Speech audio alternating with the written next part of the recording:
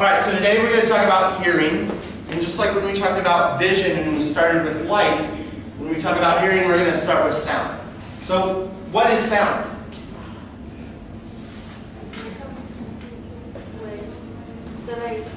Sound is comprised of waves, just like light. It's waves. But unlike light, it's not electromagnetic waves. What type of wave is it? It's a mechanical wave. It's basically pressure changes. Right? How many of you guys have looked at a speaker? What does it do? It moves up and down, right? So when it moves up, what it's doing is it's compressing the air above it. It's creating a high pressure area. And then when it pulls back, what it does is it creates a low pressure area. And these pressure changes travel through the air. So sound is basically pressure changes. And because it's a wave, it varies again in amplitude, which is what of the wave? Is it the height of the wave or the distance between 2 points? Amplitude is it's the height of the wave. And also wavelength. So wavelength is the length, the distance between two identical points on the wave. When we talk about amplitude of sound, people often talk about decibels. You might buy some noise-reducing headphones. They claim to reduce the sound, the noise around you, by 10 decibels, saying that it's reducing the pressure around you. And when we talk about wavelength with sound, more often we talk about the inverse of the wavelength, which is the frequency, right? Which is the number of waves that occur in a given amount of time. So again, with really long waves, the sound is traveling at a constant velocity. So when we have a really long wave, it takes more time for us to have more waves pass through. And so we have a low frequency. But when we have lots of little waves, in that same amount of time, we get more waves coming through. So a higher frequency sound. Alright, so let's talk about how our anatomy helps us to hear. What part of the ear is this? It's the pinna. Good. And what does the pinna do? How does it help us hear? It helps to gather sound, right? So our pinnas, they're sort of funnel shaped. And what they do is they direct sound from the environment into our ear. So we're actually getting larger pressure changes than we would if we just had a hole without the pinnas. Right? There's something that you can do to increase the size of, well, not really of your pinnas, but you can increase the size of the funnel. How many of you have done something like this when you can't hear somebody? Like what? Nobody's done this. Okay, one person's done this, so let's all do this right now. So what I'd like you to do is cup your ears while I'm talking. And at certain points, just take them away from your ears and then put them back. And what do you notice as you cup your ears? Do you notice anything? Does the sound change at all to you? What happens?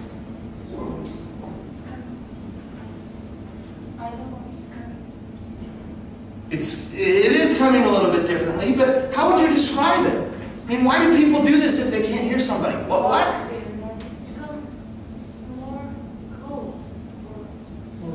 But you're not getting any closer to me when you do this, right? But why is it more clear? Yes? We are giving our attention to our ears. But you don't have to put your hands up by your ears to pay attention to your ears, right? I mean, you can just like listen really hard. But you do this, when I go to orchestras, to listen to orchestras, I like to cup my ears. It increases the volume, basically, right?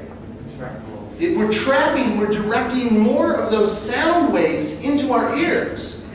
So it increases the volume of the signal.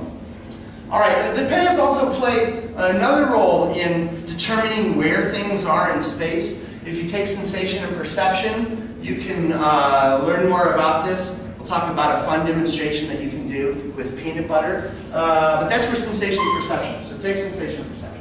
Alright, how about the external auditory canal?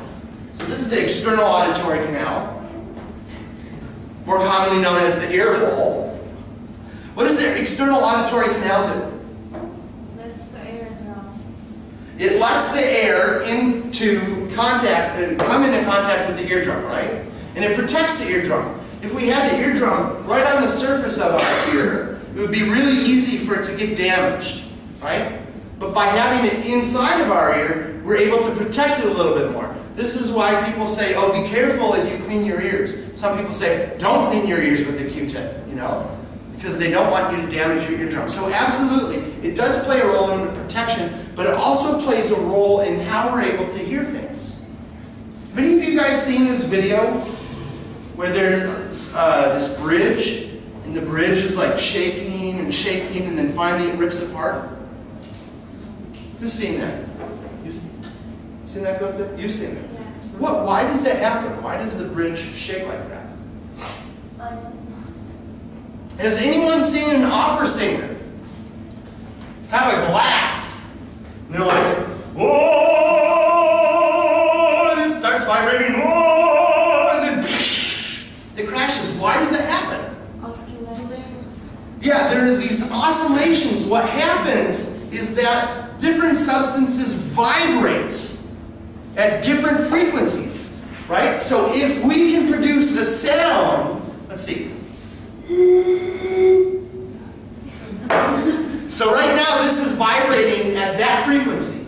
So if I can make a sound like that, if I was able to make this sound intense enough, this would start vibrating along with it. In fact, it probably is vibrating along with it when I go, oh, it's just not intense enough for you guys to see it. But if I can do this long enough, what happens is this begins to resonate by itself. It's called a resonant frequency. It's the frequency at which something resonates, at which it vibrates naturally. I really, really like to do a demonstration where I take my intro class into the bathroom and I sing for them in the bathroom. I'm kind of weird. And when I go into public bathrooms and I'm bored and no one else is in there, I sing. I try to find the resonant frequency of the bathroom stall. Like people like singing in the shower, right? Because the shower is more resonant. Anyway, if you sing a variety of frequencies, you can find the resonant frequency of the bathroom stall, and then it will start to make your voice sound much, much, much louder. Now, I've tried to do this in the bathrooms here, and for whatever reason, I'm not sure if it's the difference in the materials that they use or the size, but I can't find the resonant frequencies of the bathrooms here. So, sorry, you guys don't get to go in the bathroom and listen to me sing. Anyway, the external auditory canal has a resonant frequency, and its resonant frequency is within a range of human speech. So what this does, by vibrating within the range, or partially within the range of human speech, this amplifies the sounds that you hear that are also in this range. So it makes it easier for you to hear other people talk, and less easy to hear sounds that are outside of that range. So this is actually a really sort of beneficial thing. All right, let's move from the outer ear, which is the pinna, the external auditory canal, into the middle ear. So here we have the tympanic membrane. It's also known as the eardrum. If any of you guys are fans of the orchestra, you'll know that the timpani is what? The timpani is a drum.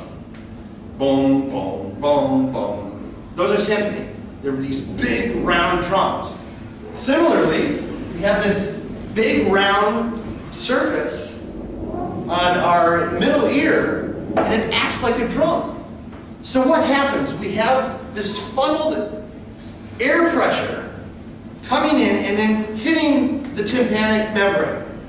And like the drum, it moves in and out, just like the air pressure changes, or just with the air pressure changes. So it's creating this, again, this mechanical signal in the middle ear. Now, we're not transducing the signal here. The transduction is happening in the cochlea, which is part of the inner ear, and we'll get to that in a minute. But we need to get it from the tympanic membrane over to the cochlea. So we use these things, the malleus, the incus, and the stapes. What are these things? They're the ossicles. What are ossicles? They're little tiny... Transfer oscillations to the nerve. The ossicles do transfer these oscillations, these pressure changes. But what are they? Yes, the ossicles are the malleus, incus, and stapes. But what are these? All of these things are something. Bone. Yes, that's the one I'm looking for. They're all little bones. They're these really, really tiny little bones. Now, the malleus, the incus, and the stapes, they work like a lever. How many of you guys have changed a tire? Has anyone changed a tire? Well, it's there. You have someone? So the tire gets a flat, and you need to get that tire off and put on the spare. So in order to do this, you have to loosen up the nuts and the bolts that are holding the tire in place, right?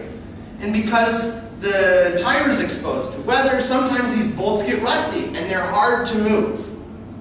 So what do people do? If you want to get the nuts off, do you use like just your fingertips, or do you use something else? You use something else, right? Use a lever so you can apply leverage. And what happens as you apply pressure here, there's this greater force. So think of like a teeter-totter. So I want to go teeter-tottering with my daughter. And if we both sit at the ends of the teeter-totter, it's not going to be any fun. I'm going to be on the ground and she's going to be in the air, right? So what can I do?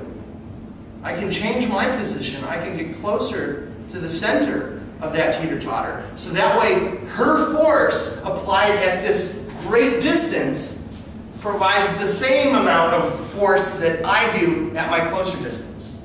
So what this is doing is this is taking all of this energy from this big surface area and it's condensing it down onto a small area, the oval window, which also has this other property related to force.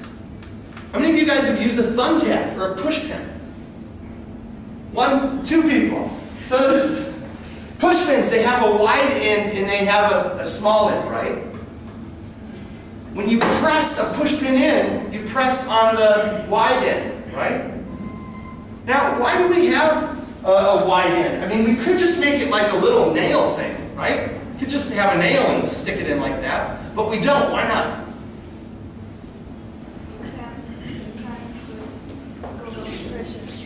You could do it because of the pressure. I mean, if I have enough pressure to put a nail in, if it has a little, a round thing on the top, if I can put enough pressure that way, I could certainly do it if I just had the nail alone. So it doesn't have to do with the pressure. It's something else. Paper, so the paper can stay there, so it holds the paper. It holds the paper, yeah, but there's something more important. Yeah, if you tried to push the nail in without this nice round surface on the top, and you used enough pressure to push it in, it would also get pushed in to your thumb, which would hurt, right? So now here's where the pressure comes in. So you're applying some pressure, right? And according to Newton, we know that every action has an equal and opposite reaction. So the force that we're putting on this pin is the same as the pin is putting on our thumb, right? But the force on the pin is concentrated into one tiny spot, whereas the force on our thumb is distributed over a wide area. If anyone likes dancing, and you go dancing, sometimes people wear like high-heeled shoes, and sometimes people wear like flat shoes. What's the difference between getting stepped on by someone with flat shoes like I have and getting stepped on with someone with high heels? It hurts, the pressure, there's the same amount of force involved with both, if the person's equally heavy. But with the high heel, it's all concentrated onto one point. Whereas with the flat sole, it's concentrated over a greater area. So what we're doing is, again, like the pinnas, which are concentrating energy over a large area into a small space. Here we're taking energy from a relatively large area of the tympanic membrane, and we're focusing it down onto the oval window. Now this is actually really, really important because inside of the cochlea, there's fluid. How many of you guys have went swimming? I should probably stop answering because I know only 2 of you have ever been swimming in your lives. If you're swimming at a beach, you go to the Outer Islands. I love going to the Outer Islands. So if you're above the water, you hear a lot of things. You hear people talking, you hear the seagulls, and you dip your head underwater, and do you hear those things? No, not really. Why? It's because these pressure changes in the air, it's hard to get these into the water. Water resists pressure changes a lot more than the air does. So by doing all of this focusing, this concentration of pressure, by using the pinnas to funnel the external auditory canal to amplify this relative area, to further amplify, and these levers to further amplify, we're taking this weak sound pressure change from the air and concentrating it into a small but powerful change in the liquid of the cochlea. Does that make sense? All right, so all of these work to increase the size of the pressure changes inside the cochlea. So inside of the cochlea, this is where the actual transduction occurs. So brief review, what's transduction? We're transforming energy from one form into a different form. So here we're working with pressure changes, right? But the brain doesn't operate on pressure changes. It operates on electrochemical signals. So we need to get these pressure changes into electrochemical signals, and this is done inside the cochlea. So we're in the cochlea, we have this little curled up little tubey thing that looks like a snail shell. And inside the cochlea, there's this organ of Corti. The organ of Corti is where this transduction is taking place. It's a bunch of cells that sit on top of the basilar membrane. Now, the basilar membrane is shaped sort of like a harp. So if you have a harp, there's like a spot of the harp where the wires are short, and then there's a spot where the wires are really long, right? So the basilar membrane is similar to this. At one end it's narrow, at another end it's wide. So if you take a harp and you pluck one of the tiny strings, what type of sound does it make? The longer ones make bass? Yeah, the longer ones make more of a bass sound, which is what type of a sound? A high sound or a high pitch or a low pitch? No. It's a low pitch. Oh. Versus beep. Right? So what happens is as this basilar membrane is sitting in the fluid, these pressure changes are coming in the fluid. Right? And the pressure changes in the fluid, they're again like waves. So imagine you're at the Outer Islands and you're on a raft. And the waves are coming and you go up and down, up and down. So the basilar membrane is like the raft.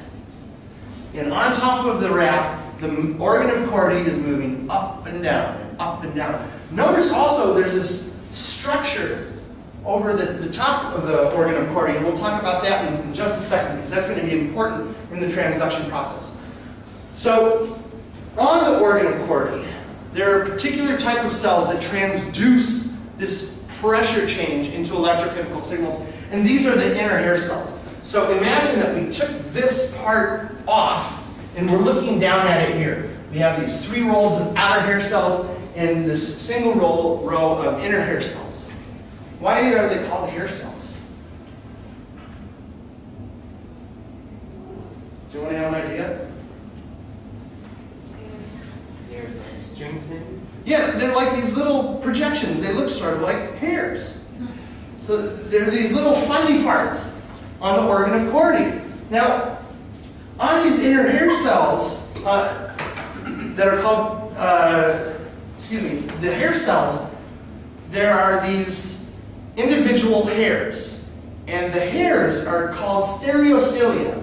Now, what happens is the stereocilia, as they're moving up and down as the basilar membrane vibrates, they bump into the tectorial membrane.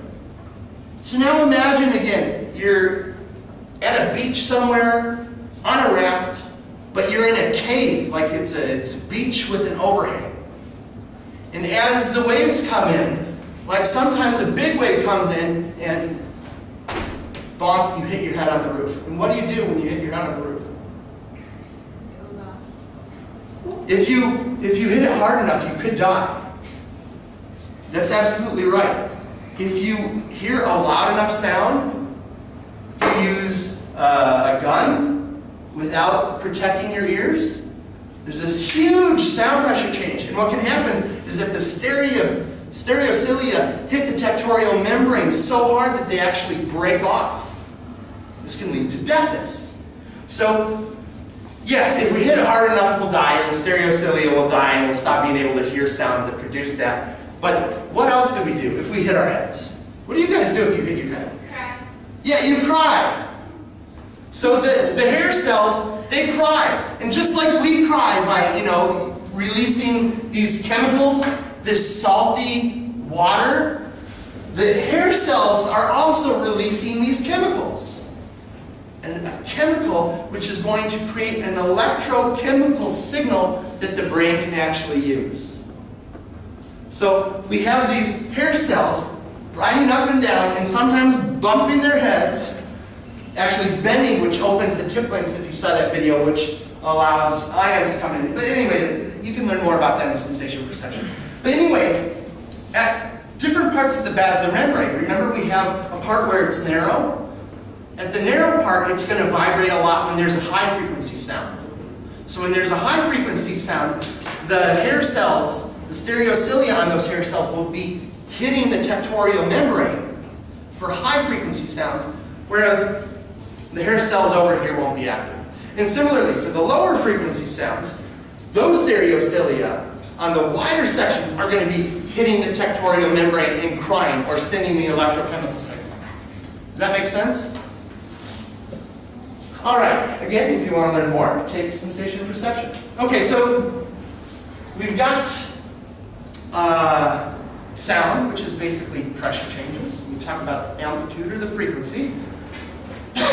And we also have psychological perceptions of these. Just like with light, we talked about hue, saturation, and brightness. With sound, we talk about pitch, timbre, and loudness.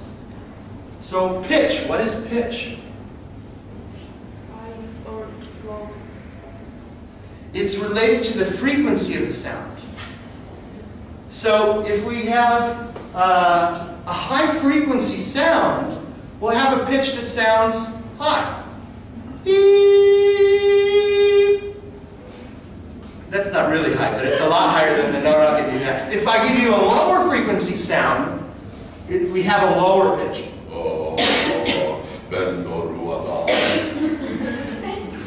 So the pitch is determined primarily by the frequency. For high frequency pressure changes, we have high pitches, and for low frequency pressure changes, we have low pitches. Now, there's something else, timbre, sorry. Like a tambourine. Does anyone in here like to sing and is comfortable getting in front of the class and doing a demonstration with me? All I want you to do is sing one note, like, that's it, not hard. Thank you. Can you come up here and do it? It's not the same. I'll come back there and do it with you. So, no big deal. All right, so can you sing that note again? All right, I'll try that. Why do you have to do such a high frequency sound? Okay, is there a difference between our voices? Yes. I cannot sing, but Okay, whatever. Is there a difference? yes. All right, I want you to close your eyes. What's your name? This is Nisan Wood. She's joining us. Thank you for joining us. So we'll have a little contest. Close your eyes, and one of us is going to sing a tone, and you say whether it's Nisan Wood or whether it's William, okay? So... We have to do this one at a time. Okay, close your eyes again. Okay, is that Nisanur or is that William? I didn't say open your eyes. Okay, you're right. Who's that? Yeah, thank you very much. How can you tell? I mean, if we did this correct, the primary frequency that we're putting out is the same. It's the same pitch, but there's a different quality about it. There's a different timbre. So we can play the same note on a clarinet as we can with the saxophone, as we can with a piano, as we can with our voice. And they each sound different. Why? It's like particular sounds. So in addition to the primary frequency that there are other frequencies as well. And the other frequencies, this is sort of like saturation, right? With saturation, we're talking about how much we have of one frequency of light compared to the rest of them. So if we have a lot of other frequencies, we often will have a very rich sounding sound. And if we only have a single frequency, we'll have a less rich sound. If you have an oscilloscope and just present a pure tone, it's sort of annoying. It's not very pretty. But when we add other frequencies in there, it sounds nice. So I'll do some timbre changes for you by myself, because I can only it's too hard for me up there. But so you listen to an opera singer, right? They're like, oh, and this is very, I was actually putting in vibrato, so let me get rid of the vibrato. Oh, that's a lot different from,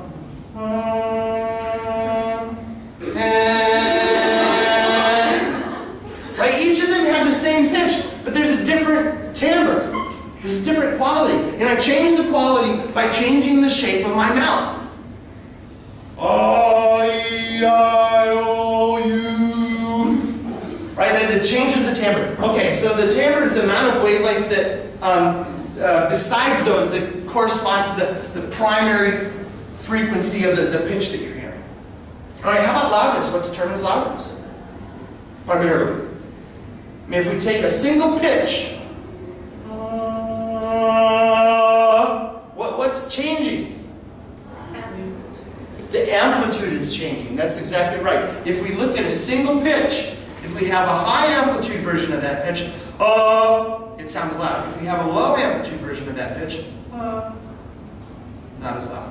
So the amplitude is one of the things that's affecting the loudness. There's actually something else that's coming into to play when we're talking about loudness as well. So here we're showing the sound pressure levels, or the decibels, how big the amplitude of the sound is. And here we're looking at the frequency. And what we had someone do to create this curve is listen to different frequency sounds. And we would give them like a E and a E. And we would say, okay, we want you to adjust the volumes on this sound until they both sound equally loud. So, E, E. Okay, that sounds equally loud to me. Does that make sense? So what we do then is we measure the amplitude for each of those sounds in relationship to the reference sound. And what we see is something that looks like this. So each point on this curve sounds just as loud to the person. So what's happening is that some of these sounds are actually small in amplitude, but they sound just as loud as other sounds that are very high in amplitude.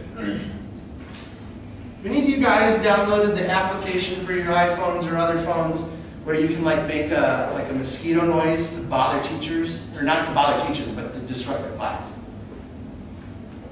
So there's as people age, what happens to their hearing? They lose some of their hearing. And what part of their hearing do they lose? Do they lose their ability to hear low tone sounds, middle tone sounds, or high tone sounds? No. No, it's not the low. It's the high. It's the high. So people have invented these iPhone applications. Also business owners use this. They have these speakers outside of their business and they play music dun, dun, dun, dun, dun, dun, to get people to come into their business. But at the same time that they're doing this, they're playing a very, very high amplitude, high frequency sound that most adults can't hear. But young kids can. So by playing this really annoying high-pitched sound, the kids, they don't want to be around it because it sounds really bad to them, so they leave. So they stay away from the stores. Anyway, so here we have sounds that differ in frequency and amplitude, but that sound exactly the same in loudness to someone. Notice that, we go to the next part. This is the range of human speech, the sounds that are often produced in human speech. And notice that this portion of the curve is low, and a large section of this portion where we don't need a lot of amplitude for it to sound reasonably loud is within the range of human speech. And the external auditory canal is particularly enhancing these frequencies. This is kind of cool. We're better able to hear sounds of human speech than we are sounds at a much lower frequency or a much higher frequency. So we have this sort of automatically built-in volume adjustment for human speech sounds. So how do we determine where something is in space? I want you guys again to close your eyes. And I want you guys to point your fingers. Come on, close your eyes. All right. So, come on, close your eyes. There we go, okay. I want you to point at me, and I'm going to talk. Don't open your eyes, close your eyes, and point at me. Everyone knows what pointing means? Pointing means extending your index finger. Okay, and I want you to keep pointing at me with your eyes closed as I move around. And this is no fun if you're not pointing, because a lot of people, in fact, most of you aren't pointing. So as I'm walking around, if you're actually engaging in this, you can point pretty well. For those of you who aren't pointing, I'm a little worried about you guys. Okay, good. So without, you can open your eyes now. So without looking at me, you can figure out roughly where I am. How do you do this? Huh? You follow the voice, but how do you follow the voice? I mean, the voice is everywhere. I make the sound, oh, and it goes all around the room, right? My voice is there, and it's there, and it's there, and it's right here too. The levels of the sound. Okay, this is interesting. The levels, meaning like the loudness of the sound. What happens to a wave, or a pressure wave, as it continues to travel? It decreases, right? It's sort of, there's this inverse square law. If you've done some math and physics. Okay, maybe not. All right, anyway, the sound pressure decreases with distance. So if I'm talking on this side of the room, the information for most of you guys on your left ear is a little bit louder than it is on your right ear. So there's a difference in how loud a sound is at one ear versus another. There's also another difference too. What's the other difference? Not just loudness or level. Time. Yeah, it's time that I'm looking for. So sound, it doesn't get everywhere at the same time. It's not this magic thing where I vibrate my vocal cords and over there it starts vibrating immediately too. It takes time. If you've ever been to like maybe a Besiktas match or something, maybe you'll see, do they have bands perform ever? Yeah. So you like see someone hit a big drum, you won't hear anything. Yeah. And then a second later you'll hear boom, right? So it's boom, boom, boom, because it takes time for the sound to get to you. So when I'm on one side of you, the sound from my voice is arriving at the ear closer to me a little bit faster than it is to the ear that's a little bit farther away. Sibel, can you point at me? Close your eyes. So point. There we go. Okay, point at me, please. Keep pointing at me. Thank you very much. Now, I'm pretty close to her.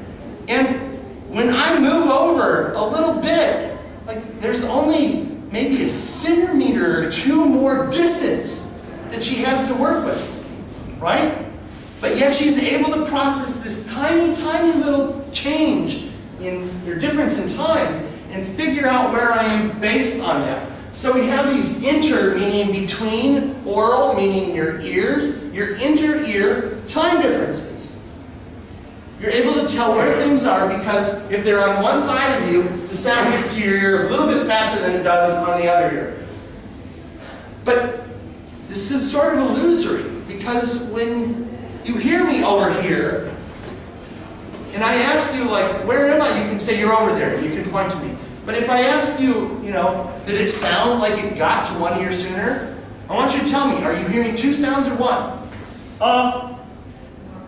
You're actually hearing two sounds. There are two sounds, right?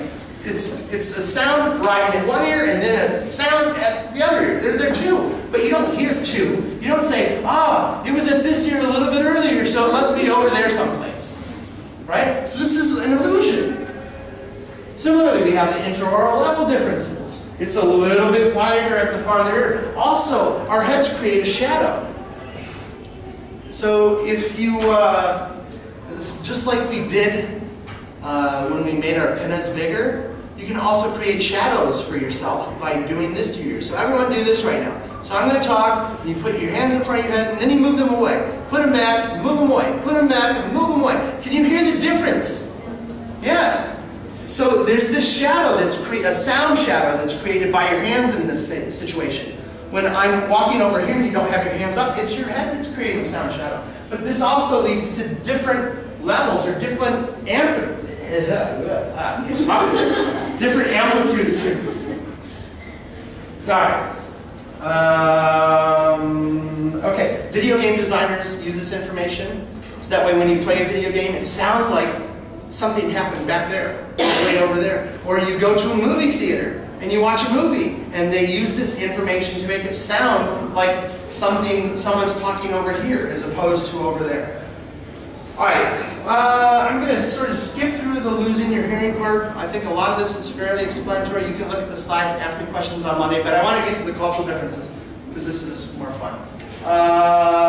Cultural differences. So there's this movie called The Christmas Story, and this is very popular in America. It involves this little boy and his adventures around Christmas time. His father loves to eat turkey, but the neighbor's dogs come and they completely destroy the turkey, so they have to go out on Christmas. Now, it's hard to go out on Christmas because most places are closed because they're having Christmas with their families. So they end up going to a Chinese restaurant. And at the Chinese restaurant, the waiters and the owner want to make the family feel comfortable, so they sing the song. And the song normally goes, deck the halls with boughs of holly, fa la la la la. But instead they sing, deck the hall with boughs of holly, fa ra ra ra ra. So instead of saying la la la, they say ra ra ra. And lots of Americans like to make fun of Asian people. And they say like, oh, I like lions, ha ha ha, instead of I like lions. So this is kind of racist. But why do like the Chinese people, why can't they say I like lions and they end up saying I like lions?